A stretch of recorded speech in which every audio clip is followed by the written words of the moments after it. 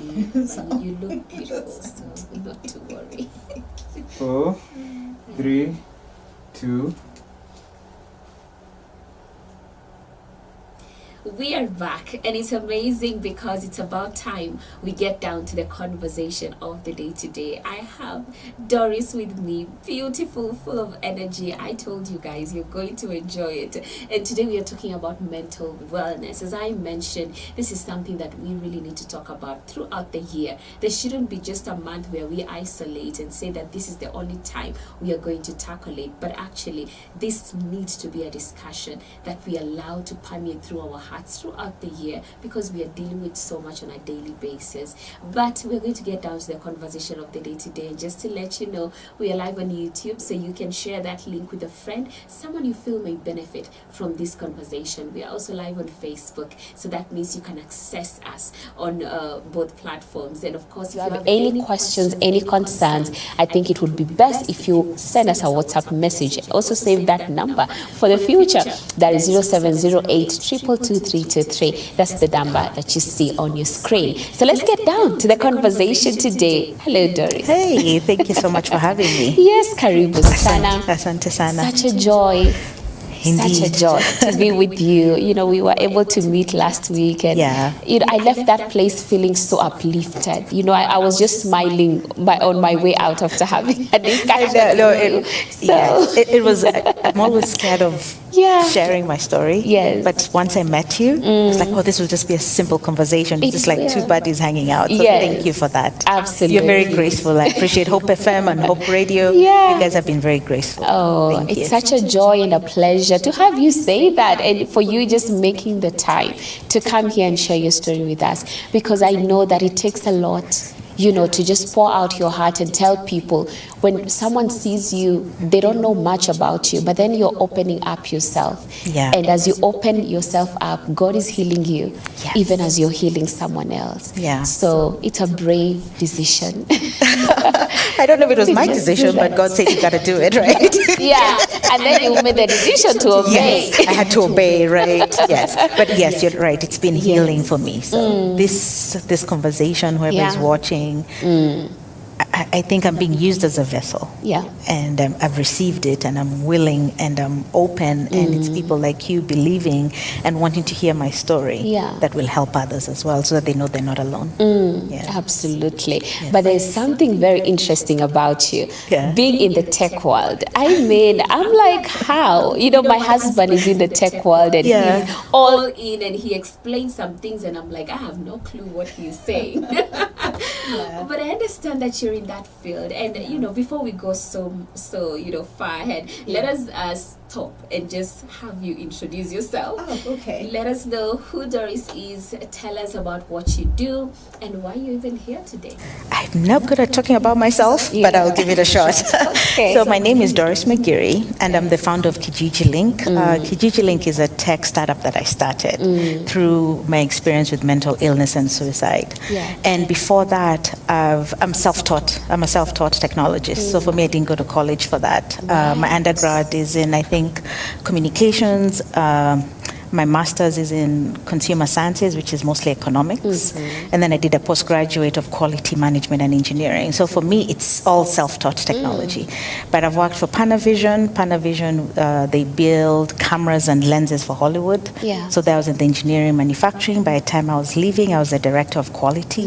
Then I moved over to Seattle. So I lived in Los Angeles for 18 years. So I moved to Seattle. I worked for Philips. Philips, I was working for the defibrillators. So by the time I left, I was leading the their flagship products for the defibrillators that I used in hospitals. Then my last role, when I got my mental break, I worked for a company that built rockets. So I worked in the enterprise technology, and we're building software for the engineers who are building the rockets.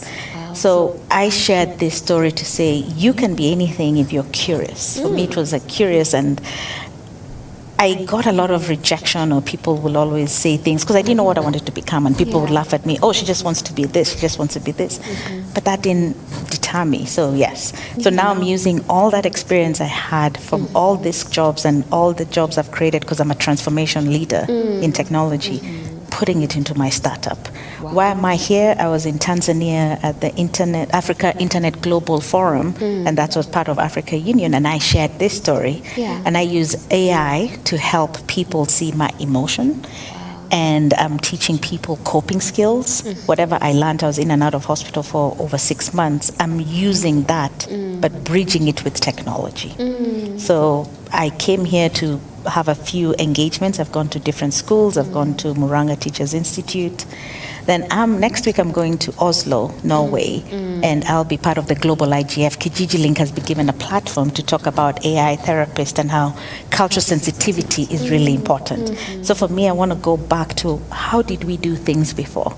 Just because we're in technology, we can still be kind how our ancestors were kind. So I'm using all our lessons, all our cultures to ensure that we build technology that's cultural sensitive. I know that was a mouthful, but I hope I answered your question. Yes, you did. Yes. Absolutely. And it's such a pleasure to have you here with us. I mean it. I will ask you how it feels to be going to Oslo later on. And I think that will come up as we continue our conversation. You know, seeing this thing that you created, getting, you know, global viewership and people are knowing about it. But now let's talk about your journey.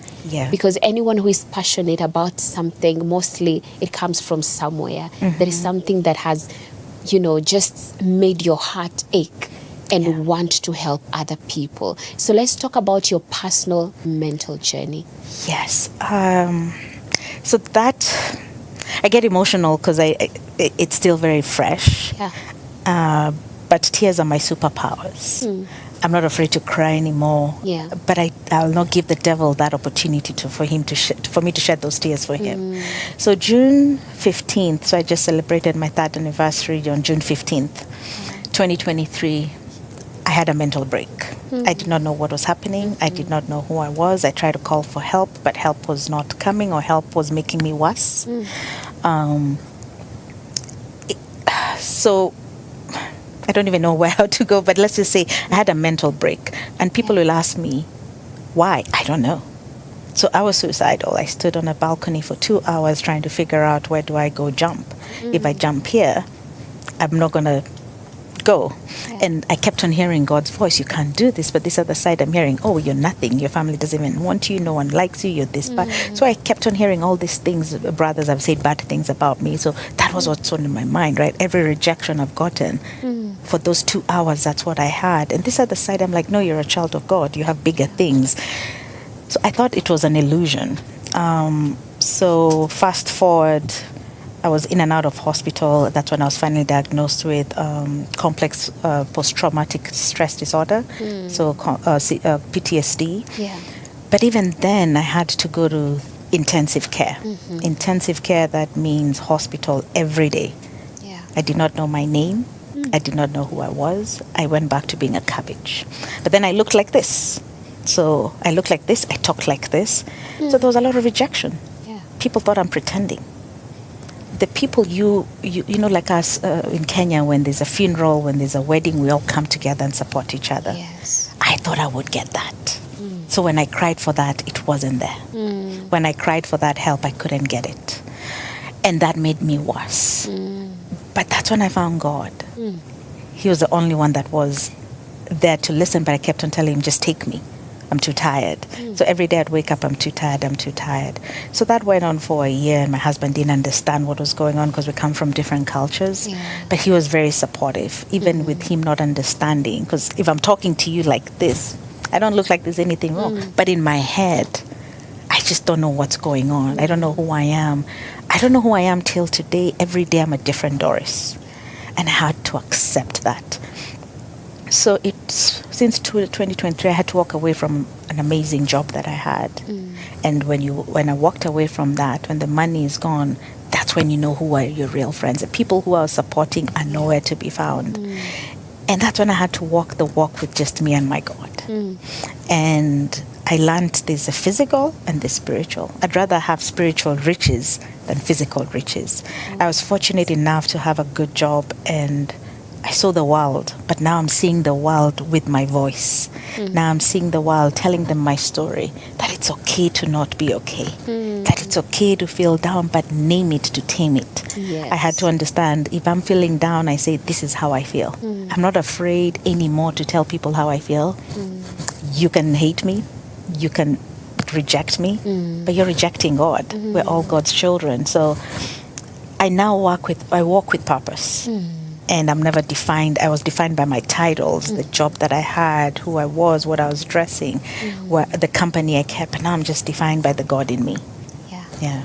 Wow. I mean, that's a sermon right there. Yeah. Because the beauty of what you're saying is in line with the devotion I shared this morning. Yes. Guess what the title was? True Riches. Yes. So you just mentioned that, and I understand why the Lord was leading me to talk about it. Yeah. Because we have missed the point. Yes. We are running after the wrong things. And then when we get them, we are like, why am I not still happy? Yes. What is wrong? Yes. So I think we have to come back to that place where we define what are the true riches. And maybe let's talk about more on that, because I believe it's a very important point to just camp on. Talk about now this transition, understanding that now I have been dealing with this, and now this is me.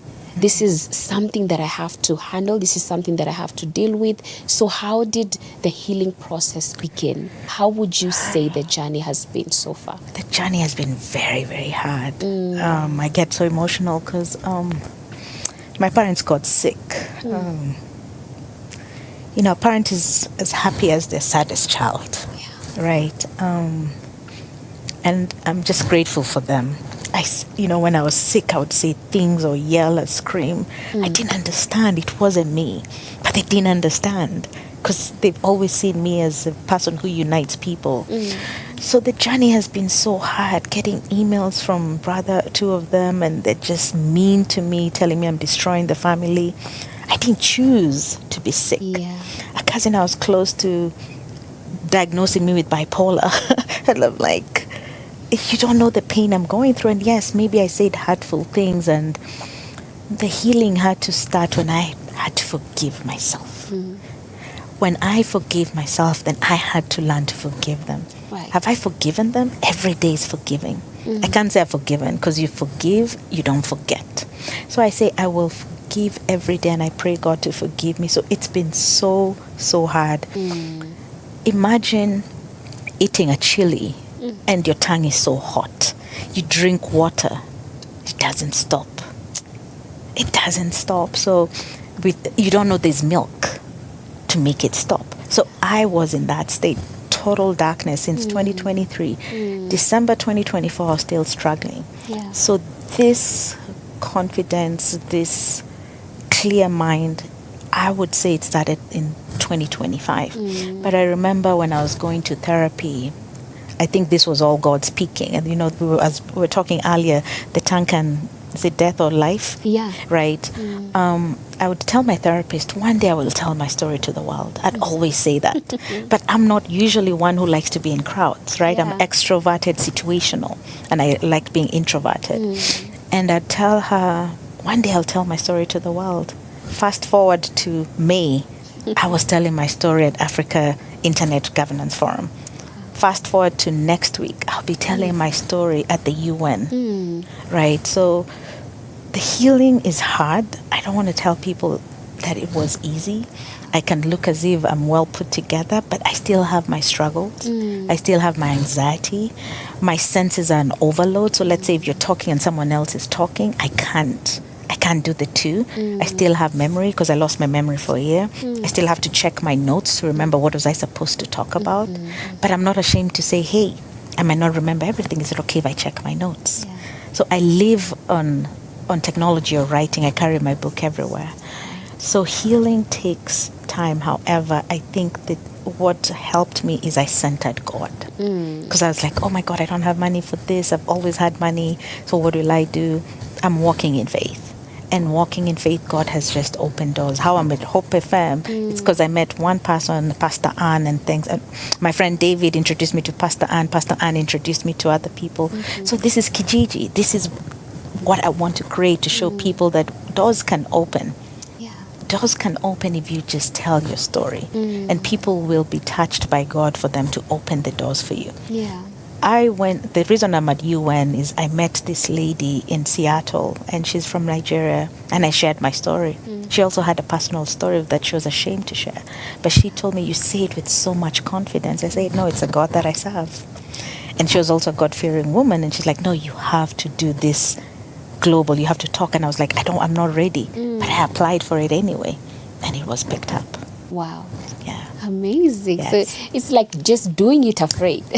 I know, like right now I fear nothing, I only fear God, right? Yeah. I've always been passionate and curious. Going into technology, I like figuring out how things work. I like solving problems. So I think what I'm doing now is all the relationships I've built and bringing them into this Kijiji. Let's create a better world for people. People are struggling. Yeah. I'll share a story, and stop me if I'm rambling. I'll share a story. I think I'd gone to Village Market, and I was going to find a store that had African fabric, and they were closed. So I had go to this store, and you don't know how God sounds, but for me now I know how God sounds. Before I always said, oh, it's my instinct is this. No, that's God. That's the Holy Spirit. So I went to the store and I started looking at their stuff. I'm like, okay, you guys, in pesa mingi sana, right? So I just started talking to the person. I was like, how can you charge this in Kenya, right? So we just started talking. She asked me, oh, how much would you pay? And I said, oh, I don't live here, but this is how much we pay. So I started sharing. It's like, oh, why are you here? So I said, oh, I'm a survivor of mental health and suicide, but this is what I'm trying to do. I'm trying to talk to people. And she started crying. She said, my cousin killed himself in 2019. And I shared with her and I said, how does that make you feel? I feel as Africans or Kenyans, we're so quick to give opinions. That's true. We're so quick to judge, saying, oh, because he killed himself, he won't go to heaven. Who are you? God is the one who judges. How we don't know that. So I asked her, how do you feel? And she said, I feel like I could have done more. And I told her, if you could not have done more for me. My husband tried to do more for me, but he couldn't. Because once you've decided you're leaving this world, no one can change your mind. So I told her, please forgive yourself and forgive him. He is okay, but he was tired. There's no one that could have saved him but God. And I said, you have to start by forgiving yourself. And she was crying and saying, but it's because of me. I'm like, it's not because of you. If I left this world, it's not because of my parents, it's not because of anyone. It's because of I made that decision. So this is just a stranger I met. Another person was texting me. I'd gone to Moranga Institute and they had my number, and someone else was like, oh, I know someone who's trying to do this. So I just tried to explain to them, this is how I experienced it. They might not have experienced it the same way, but just realize it's not for you to try solve. Yeah. What I say is be there for them. Ask them, what do you need? How can I help you? But don't come tell me, oh, God said you cannot do this. Don't come quote for me Bible verses when I'm in distress. First see that I'm not okay and ask, how can I be there for you? So there are a lot of people struggling, and by sharing my story, people are coming out to say, I know someone. I have been there. And imagine if all of us were honest. There'll be no mental illness. Or it will be there, but we would not be ashamed. I was ashamed because I thought I'd lose my job. I was ashamed to share my story. Maybe now I won't get a job anyway, but it doesn't matter. Because what I'm building is for those to come. It's not for me. I'm just starting. I'm starting with the first step. Then it's you or the next person to take what I've started and continue in God's work. Yeah. Wow, that's really powerful. And sometimes when we look at people, we don't really know what they've been through. But the moment we open our mouths and begin to share our stories, then now they also open up. Yes. I mean, you've said something so profound that if only we were honest. Because some people make it look like they've never been through anything when they judge other people. But if they were actually to stop and think and contemplate on their own journeys, they realize that there were moments when they were really low. Yeah. And they survived, they got out of it, but they forgot about it. They did. We just forget. We do. But God gave us these emotions for a reason. Yeah. Emotions are our compass. Right? I like that. When you're sad, you know why you're sad. When you're happy, maybe there's music, maybe you're around people. Yeah. So emotions inform us, inform us for danger, Right. happiness. So who are you to tell me not to have emotion? Who are you to tell me not to cry? Who are we to tell men not to cry? I've been working a lot with young men, and we really need to show them that emotion is okay. There's nowhere that says men don't cry, right? God gave us tears. We're all built in God's image. So emotions are our compass. Yeah. Yeah. And I wear them with a badge of honor. I keep saying that. So I keep saying my tears are my superpower. Oh, you know what? Yeah. That statement right there is a powerful statement. Yeah. Tears being your superpower. I was watching something and it was saying that the way God designed us, as we cry, as the tears are flowing, it is doing something in our system. There's a healing that is taking place when we cry. And that's why when we let it out through tears, all of a sudden it's like we are good. We feel calm. We feel okay. We feel like, okay, maybe I can actually move forward. So tears are very important. They are not just things that come out to reveal weakness. Yeah. No, they don't. They don't, yeah. Actually, it's something that God, how amazing is God, that He would create something that would literally heal us from within. And that is actually tears. It is. You remove all your toxins. It's true. They are coming out. Coming out. So why should, I always thought strength was showing that I don't need to cry. My strength is my gentleness. My strength is my tears. My strength is I'm opinionated, right? Don't put me in a box. I don't belong in anyone's box. Yeah. I belong in where God put me. And that's what I would like to share with the viewers. Don't let anyone put you in any boxes. Don't let society define you, but walk with humility. I think my humility has been able to give me that door to open, and a lot of people judge me by the version of the Doris they knew. Right, they judge me by the version Doris was young and dumb, right? I did stupid things, or I yelled at you, and from them I say I'm sorry. If I've ever hurt anyone, I say I'm sorry. Sometimes we do things not knowing, and I'd like to go back and say I am sorry. But don't judge me by the version you know. How about you try to know this Doris today? Know the next Doris. Ask, who are you today? How are you doing today? Let's stop judging people by the versions, because we all have so many different versions. Yeah. How many phones have you had since you got a phone? So many different phones. Is it still the same phone? So why should you judge me based because I'm a cell phone? Yeah. Judge me the Nokia, the mic. Don't judge me by the different brands. Judge me by this Doris that sits today and says, I am sorry. I messed up. Yeah. Yeah. Because we all do. We all do. We all mess up. We all get to places where we do things that, we were not supposed to do. And the Bible says we're supposed to make space for each other's mistakes and forgive one another just as we have been forgiven. Yeah. So I believe that is important to mention, and even coming to that place of admitting in itself is a lot of strength. Yeah. Yeah. Because sorry doesn't take much. You're right. It doesn't matter if you wronged me or not. I'd rather apologize, because I know at the end of the day, it's between me and God. Am I doing God's purpose? And I'm not here, I'm not saying I'm perfect. I'm perfect. I'm imperfectly made in God's image. Yeah. I'll always make mistakes, but let's just treat each other with dignity. That's true. Walk in my shoes for a day. Let me walk in your shoes for a day. But don't judge me. Don't judge where I've been or where I'm going. We're so good at judging, especially Christians. Sometimes I feel we're the biggest judges. It's true. We are so judgmental. Just because you read a verse and you try to teach me, what if I interpreted it differently? So as long as there's God and we believe in God, why don't we love the God and be curious? I keep saying curiosity. Yeah, I keep preaching for curiosity. Yeah. That's a curiosity got you to where you are in Yes. Yes, it did. You should listen to your curiosity and be creative. Talks, yeah. Don't copy paste. Just be your own version. Yeah. Yes. Yeah. Amazing. Yeah. So we're gonna take a short break. Can you imagine? It's 30 minutes already. So I would love for us to sip some water, even as I allow you also to do a bit of a recess. When we come back, we still have more to discuss on this conversation today of mental wellness. I have Doris with me today, and I hope that you're learning something. So we'll see you guys in a short while.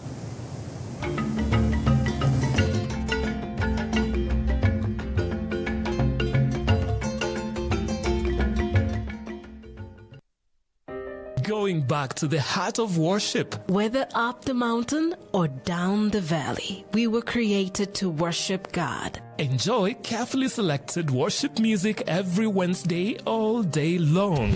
Oh, I will sing of the goodness of God.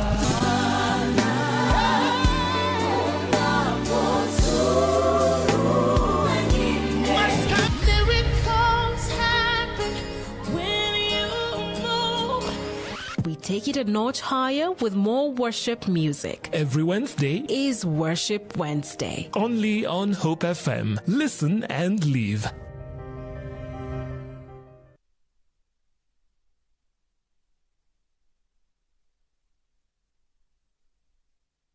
Hope TV is where you look and live, with an excellent selection of the best Christian programming consisting of local and international content, of inspirational stories, talk shows, Bible commentary, youth, health shows, children entertainment, contemporary gospel music, extended times of worship, live broadcast, news, movies, drama, Christian ministry programs, and so much more.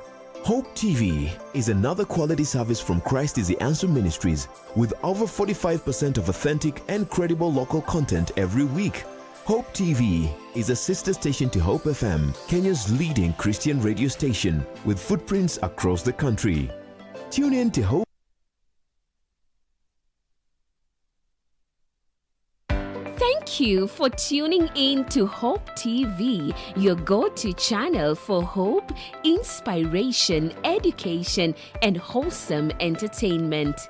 At Hope TV, we are committed to knowing God and making Him known through powerful media content. We truly value you and are dedicated to serving you better. For feedback, inquiries, or complaints, reach out via WhatsApp or SMS on 0708 222 323. Email us at customerexperience@hopefm.org. Hope TV, look and live.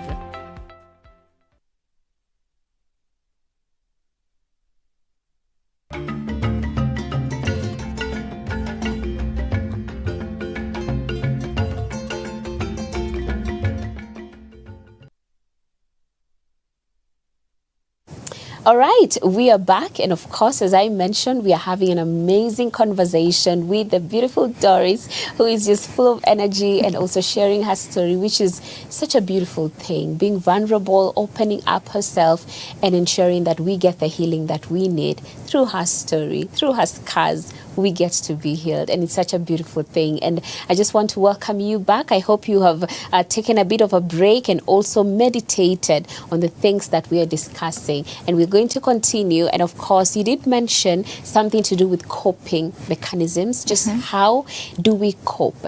But most importantly, how do we also ensure that the God factor is there in our coping mechanisms? Because I think many people have different ways of coping, and some are not really godly, and then they end up going back to that same place. So they thought this was going to help me, but then it becomes something that enslaves them. So maybe let's talk about the coping, but how do we balance it and ensure that God is in the midst of that? That's a great question. I'd like to answer it based on the framework that I use for Kijiji Link. I go by three philosophies, three pillars. There's a spirituality, there's a psychology, and there's a medicine. So why did I build these three pillars? These three pillars helped me be where I am. I needed God.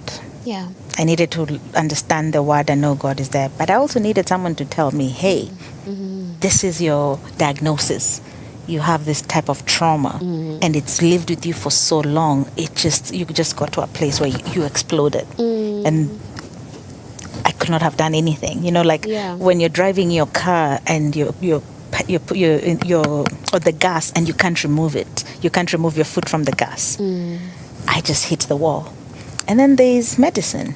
I also had to take medicine to calm my mind, to calm the suicide ideations, to come the things that were in my head telling me all these things that I did not even understand. So those 3 things I needed. I'm not saying you have to do them for life, but for me, God was the center of it all. So sometimes you can pray and believe, but sometimes it's good to know God put all these emotions in us for a reason. I read somewhere where the Egyptians were dealing with mental illness. They built rooms and there would be meditation, and there'd be some sound and lavender, and they'll put people who they thought were mentally ill in this room, and that helped them. So these are things that we've always had all through our life, but we try to say in the African culture we don't have it. It's taboo. Let's not talk about it. But we all have some form of mental illness, but we hide the people who are suffering. So based on those 3 pillars, my hope is to say, if you're suffering, start by talking. I had to talk to myself saying, I am not okay.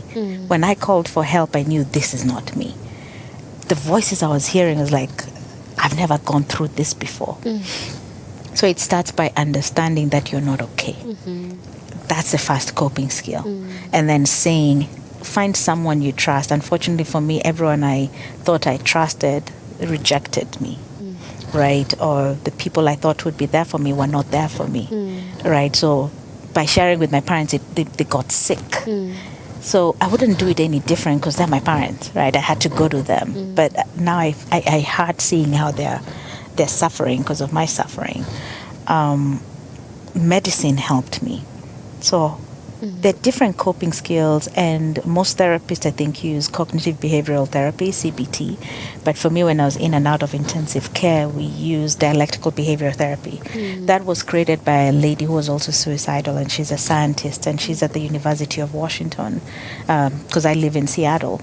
And she created it. There are 4 sections of it, and it's just making sure that we understand. It's not so much let's sit and talk, because sometimes for me that talking was not helping. I just needed, how do I cope with this? So in dialectical behavioral therapy, helps you understand emotion. There's an emotion wheel. So for viewers watching, go Google an emotion wheel.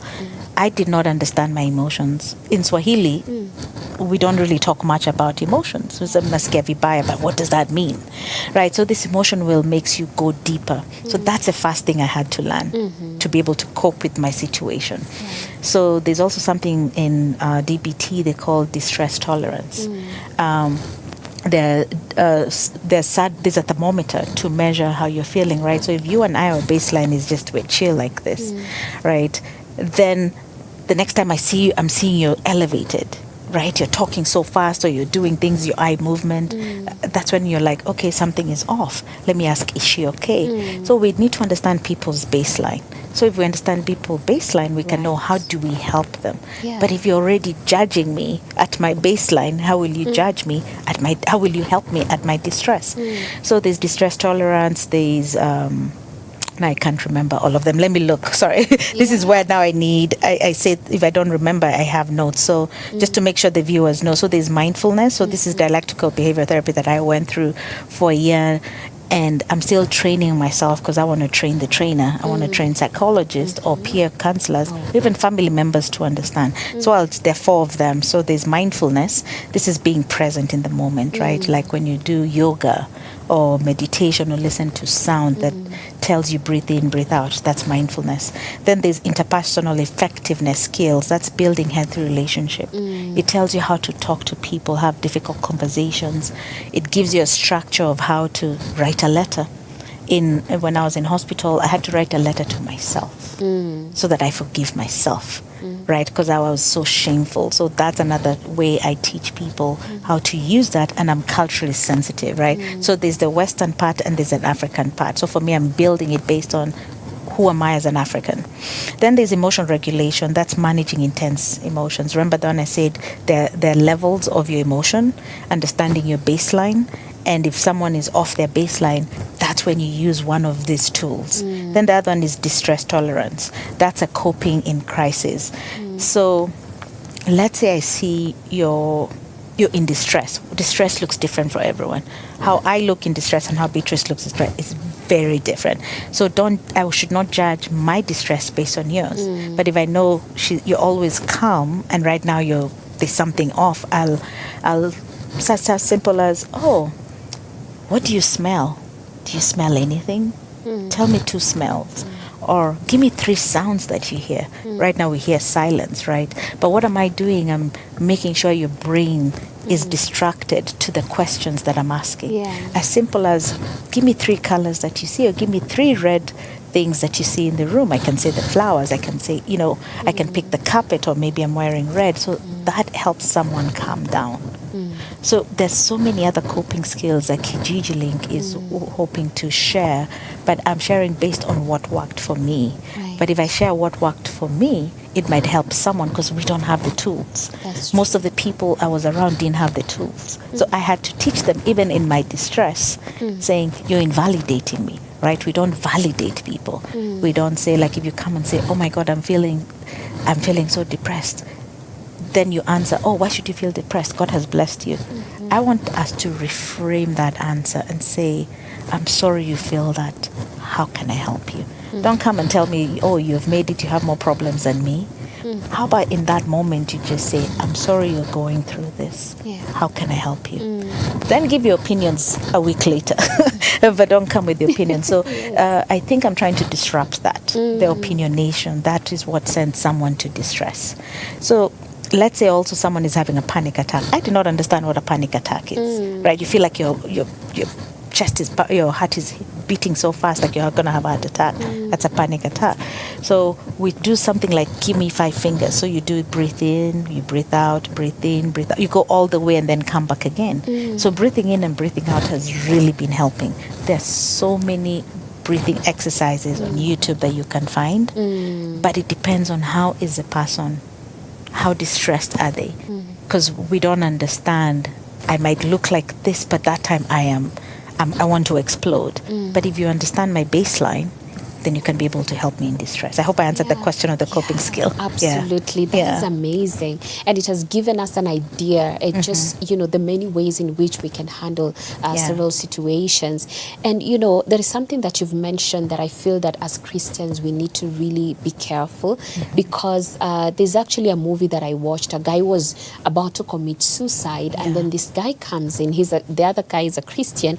So, of course, he immediately has assumed that this is probably someone who is not born again, and begins to preach to them, begins to tell them, Jesus died for you, and blah, blah, blah, blah, blah. But along the way, this guy actually tells him, I'm actually a pastor. Yeah, there you go. So it's not that I don't know the word. In fact, he misquoted this other guy. It's like, I know so better funny. Than you. It's like, no, that's not Isaiah, it's Jeremiah. And he's the one who's, yes, you see? Yeah. And this pastor was telling him, why don't you just ask me what I need?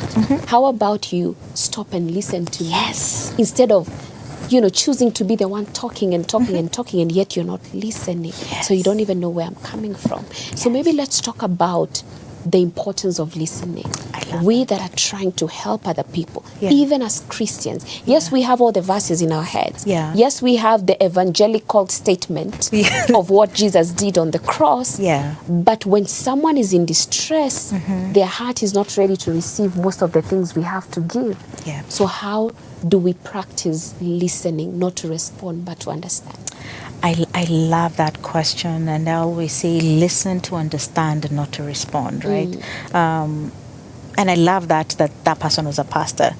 You know, people think just because I don't go around saying Jesus is my personal savior or this, you don't know my relationship with God. I don't need to pray the loudest so that God can hear me. I can sit in my silence and my prayers will be heard more than the person who yells and screams on the microphone. So listening has been the hardest thing, because I'm very, very vocal of what I need. And I kept on saying, I don't need this, I need this. But people are only able to help with the level of who they are as a person, right? You can only take someone to where they reach. I can't push them further, right? So I struggled a lot in my illness. It's not that the people around me didn't want to help. I think they were also in so much distress, they needed someone else to help them. So remember the person who's sick, the caregivers are also sick. The community is also sick, right? If you're the beacon or the person who holds everyone together, right? If the nucleus is gone, then what? If there's no yolk in the egg, there's no egg. You need the yolk to make the egg. So I struggled and I felt so invalidated, and that pushed me even further. So the more you don't listen to people in distress, you're pushing them to their death. Yeah. You're pushing them to give up. So listening is key. As simple as, I don't want you to pray for me. How about you first hear? What if I've already prayed to God, saying, God, send me someone, and you've been sent by God to be that person to help me? But you're quoting to me a Bible, yet I've already asked God, help me bring someone. So let's not be too quick to judge. Yeah. Let's not be too quick to think, I don't have God in my heart. One time someone said, oh, if you kill yourself, you'll go to hell. But how do you know? We don't know. Yeah. You know, you might be the most Christian who's been a Christian for all your life. And for me, I turned my life to Jesus in my darkest moment. But you don't know the gifts that God has put in my heart. You don't know the conviction that I walk in. The darkness shaped me, and it gave me so much armor to where nothing can penetrate. You know, like how David had to wear his armor to go to. Does David have an armor? No. David and Goliath, I forget the story. Yeah, now I'm yeah. misquoting. David, I'm sorry. David decided I couldn't wear the armor. They couldn't wear the armor because it was too heavy. Okay, thank you. I was misquoting. But God gave him that armor. Yes. It wasn't a physical one. I like that. It wasn't physical, right? Wasn't, yeah. So for me, that darkness, I will never go back to that darkness. But for me, what I am trying to really tell people, listen, ask questions. Don't assume. Just because you're the one who can quote all the Bibles. Prayer helps, because I would not be here without prayer. But there's prayer, there's support, and there's validation. That's and true. as a culture, we don't know what validation. I did not know what validation is. I had to be taught in a group therapy because I was in group therapy for a year. So what I would ask people to say is, if someone is in distress, ask them, what do you need? How can I be there for you? And when they're back to normal, if they did something, ask, are you open for feedback? Yeah. Don't just tell me feedback. I don't need to know it. Just say, are you open for feedback? Even when with your friends, even though someone is not suffering from mental illness, ask, are you open for feedback? Don't just start telling me, oh, what you did yesterday was so wrong. Say, are you open for me to give you feedback? And make it constructive.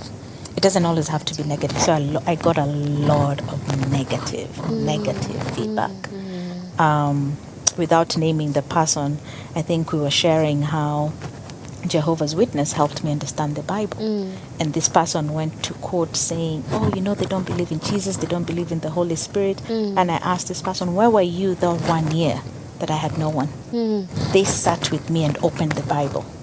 I have a mind of my own to know, am I following this? And God will lead me. But the first person who sat with me, it's them, and we studied the Bible.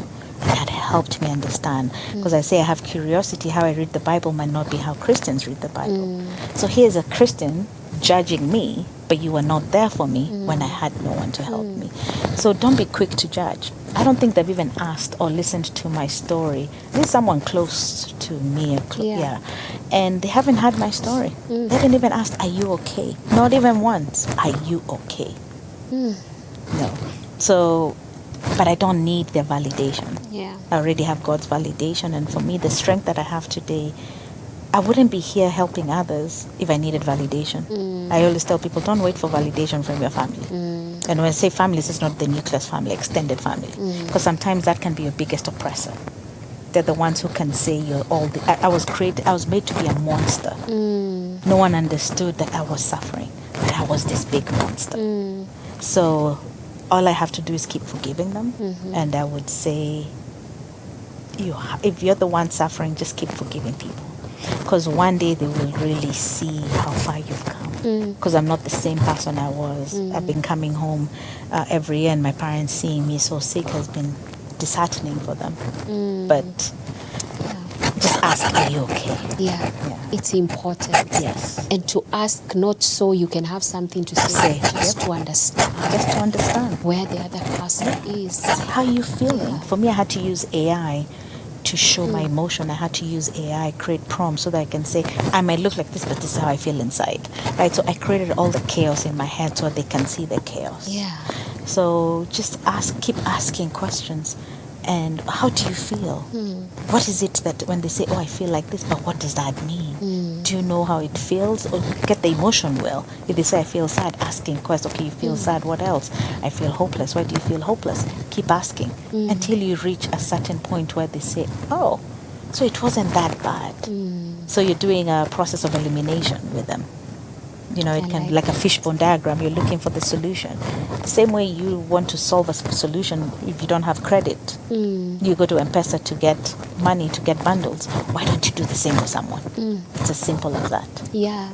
And that's a skill that people have to learn. I feel like it's not automatically easy. It's not, yeah. I mean, even I sometimes have not been so good at listening. You know, I've been quick to speak before I could hear the full story.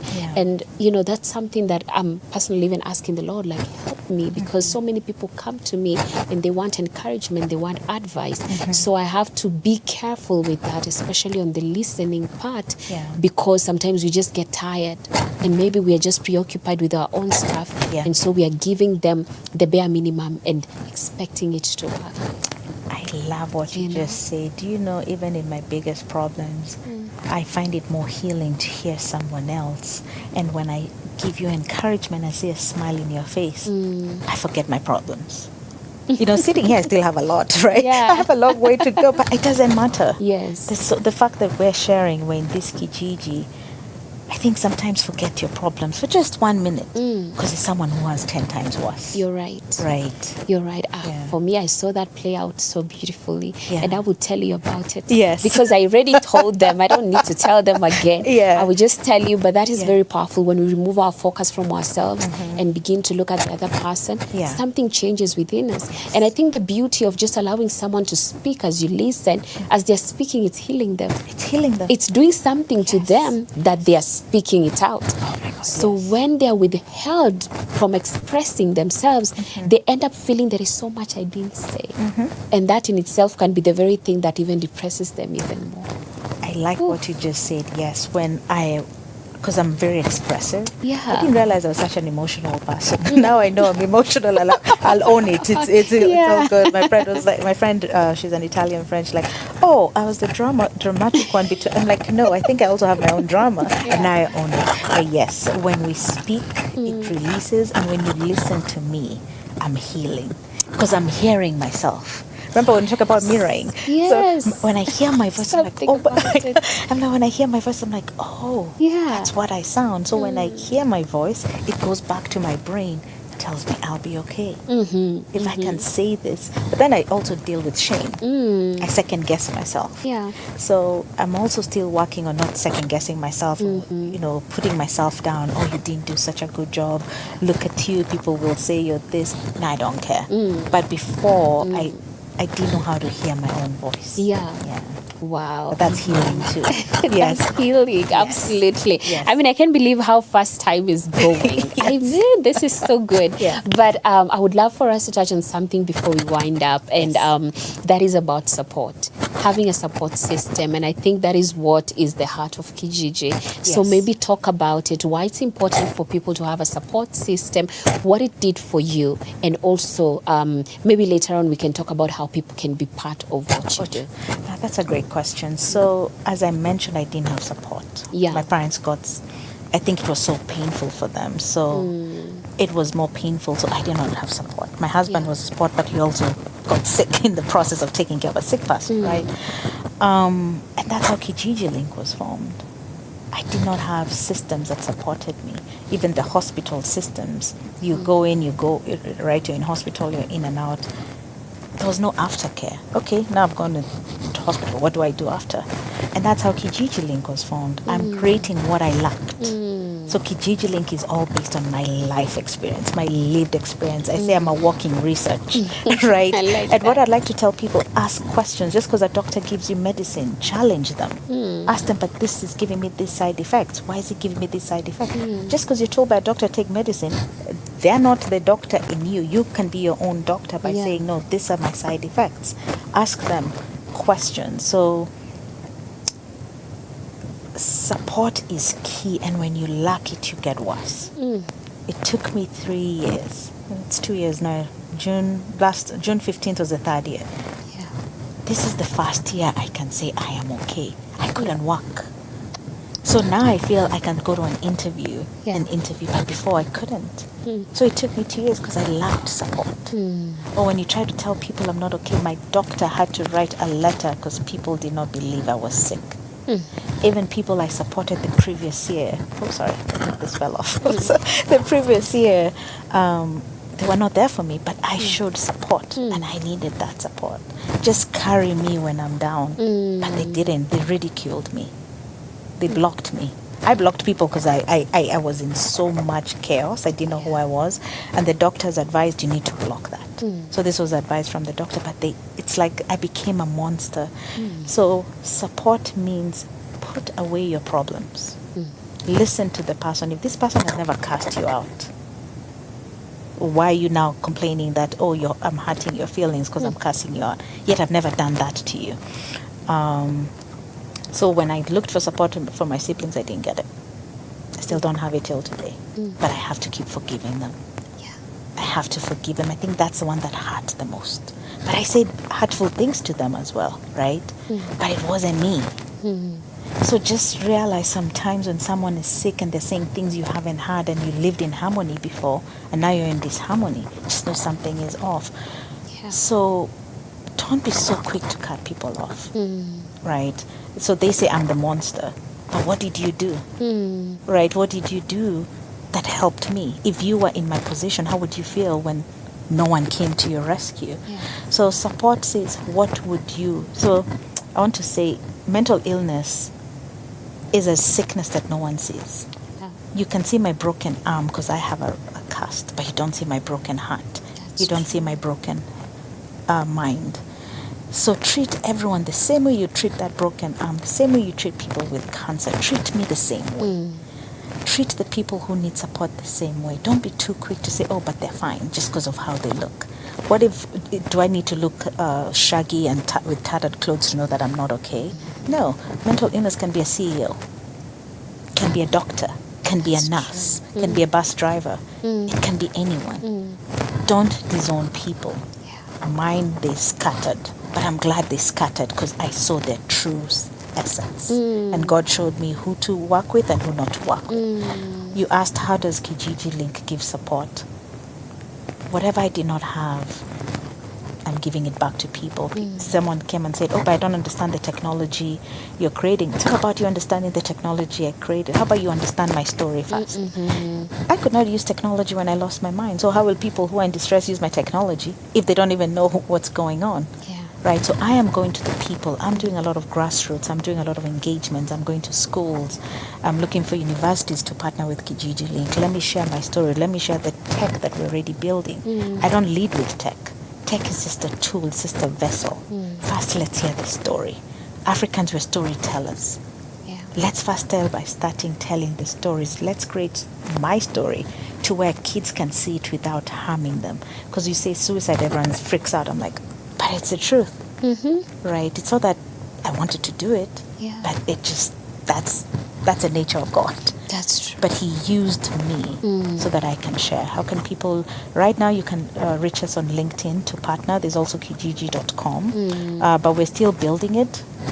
And when we go to Oslo, we're going to show a short demo of how Kijiji Link might work. But let's first start partnering by having the conversation. I hope I answered your question. Yes, you did extensively. Okay. Yes, and can you imagine? It's already 9. Wow. I cannot Thank believe you very it. much. But this has been awesome. Yes. Thank you for just allowing the Lord to use you in His vineyard. Because I believe nothing happens to us by accident. And if God allowed it to happen to you, it's because He knew my girl. The moment I take her on the other side, she's going to tell the whole world about it. So sometimes I when some things happen to me, I'm like, God, it's like, I have a big mouth. I will not keep quiet. That's why you allowed it. Fearless. Exactly. And I think that is what we need. So that our experiences do not just die with us, but then we use them to help other people. I believe that is what God requires of us. That is the whole essence of us being the children of God, to walk in our purpose. And our purpose is not to edify us, but for other people. And how can we help others when we've not walked a day in their shoes? So God sometimes can allow you to be part of that pain, but He's carrying you through it. because he knows on the other side you're going to help so many people. And I believe that is what you're doing right now. And I just pray that God continues to open the doors, because many more people need to hear your voice, to hear your story, to be encouraged, to be inspired, and also to be healed. So it was such a pleasure and an honor to have you in our studio today. And I feel so good, just having this conversation with you. And I believe that the Lord has so much in store for you. So may God bless you so much. And Thank you, Hope FM. Thank you, Hope TV. Yes. Thank you so much, and thank you, God. Yeah. I appreciate it. Amen. Amen. And maybe as we conclude, how can people connect with you? Maybe you can remind them of the link, and just on your personal pages, LinkedIn, how can they find you? Oh, yeah. So if you go to LinkedIn, you can find Doris Magiri or Kijiji Link.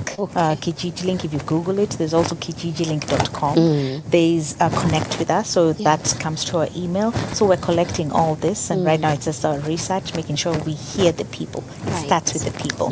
So thank you so much for having me on this platform and sharing the word of God with me today. Thank you. Asante sana. Karibu sana. This has been awesome. And thank you to our viewers. Asanteni sana. Thank you for staying all the way to the end. I know we were just chatting and you were just watching us, but I hope you've gotten something. You've been able to draw various lessons from what we discussed. And I pray that the Lord is going to help you and open your eyes to the help that is around you, so that you're not wallowing in self-pity and not asking for the help that you need. I believe that the Lord is there and is going to direct your paths to the right people who will hold your hand. And one of them is Kijiji Link right here. So you can get the help that you need. Thank you so much for tuning in, and we'll see you guys tomorrow on the Christian Walk. My name is Beatrice Nudi. Have yourselves a lovely day.